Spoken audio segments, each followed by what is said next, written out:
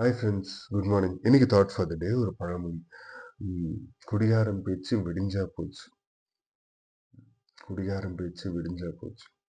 சரி, ஓகே.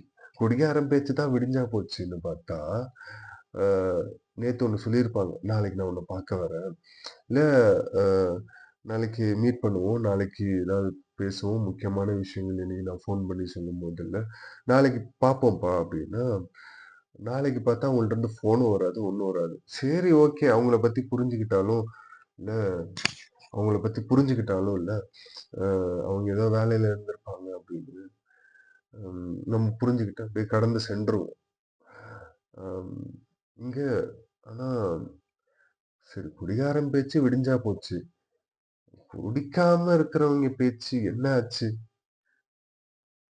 வார்த்தைக்கு உண்மையே இல்லையே! அவன் பொய் சொல்றான். ஆனா குடிகாரன் பார்த்துருக்கீங்களா? குடிப்பான்.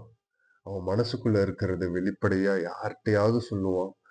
இல்ல அவன் அமைதியா இருப்பான். குடிச்ச பிறகு அவனுடைய ரியாலிட்டி வரும்.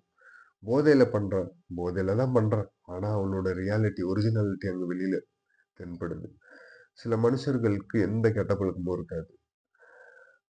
எந்த கெட்ட பழக்கமும் இருக்காது. ஆனா அவங்களுடைய ரியாலிட்டில குடிகாரனை விட பெரிய தப்புகள் பண்ணுவாங்க. ஸோ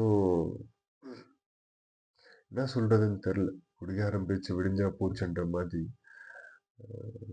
மனுஷங்களும் அப்படிதான். அ வேலை வேலையா பிஸியா ஓடிட்டு இருப்பாங்க. தப்பு சொல்லலையே. எல்லா தப்பு தப்பு இல்லாம எவனுமே இல்லங்க. நானும் சில பல தப்புகள் பண்ணுவேன். நீங்களும் சில பல தப்புகள் பண்ணுவீங்க. எல்லார்ட்டயும் தப்புகள் இருக்கு. யாருமே நான் தப்பு பண்ணாம நான் ஒரு உத்தமன் அப்படின்னு எவனுமே இல்ல.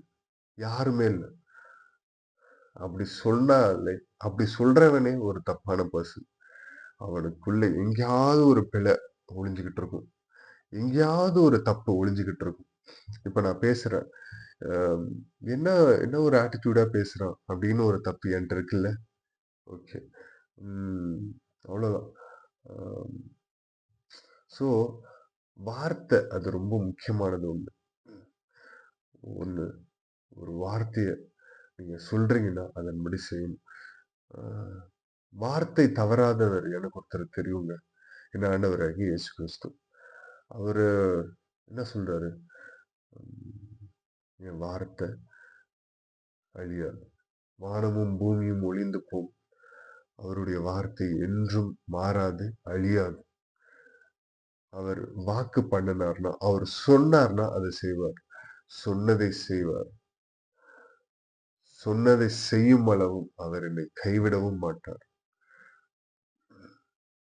அவருடைய பிள்ளைகள்ன்னு சொல்லிட்டு அவருடைய பிள்ளைகள்ன்னு சொல்லிட்டு, அவர் அப்படி இருக்கும்போது அவருடைய பிள்ளைகள் எப்படி இருக்கணும்? யோசிங்க. ம் யோசிச்சு பேசுங்க. பேசுனா அது கூடுமான அளவுக்கு செய்ய பாருங்க. இல்லாட்டி அமைதியா எதுவும் பேசாம இருந்துருங்க. வார்த்தையில ஒண்ண சொல்லிட்டு, வாழ்க்கையில ஒண்ணு இருந்தா, நீங்க வாழ்றதுக்கு அர்த்தமே இல்லாம போயிரும். சில டைம் நீங்க கெட்டவனா ப்ரொஜெக்ட் ஆவீங்க. சில டைம் நல்லவனா ப்ரொஜெக்ட் ஆவீங்க. கெட்டவன், நல்லவன் அந்த பேர் வாங்கி என்ன ஒரு பிரயோஜனமும் இல்ல.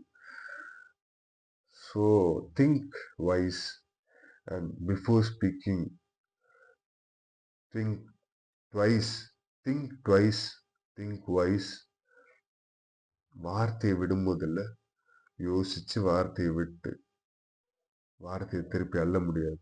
வார்த்தைய கோவத்தால கொட்டிடலாம். வார்த்தைய திருப்பி அள்ள முடியாது. ஆனா ஏதாவது ஒரு கமிட் ஆகுறீங்க. ஒரு வார்த்தைய சொல்லி ஏதாவது ஒரு விஷயத்துல வரேன், பண்றேன் அப்படின்னு சொல்லி கமிட் ஆகுறீங்கன்னா, அந்த வார்த்தைக்கு உண்மை உள்ளவங்களா இருக்க ட்ரை பண்ணுங்க. ஏன்னா, நீங்க ஆண்டவரோட பிள்ளையா இருந்தீங்கன்னா, ட்ரை பண்ணுவீங்க.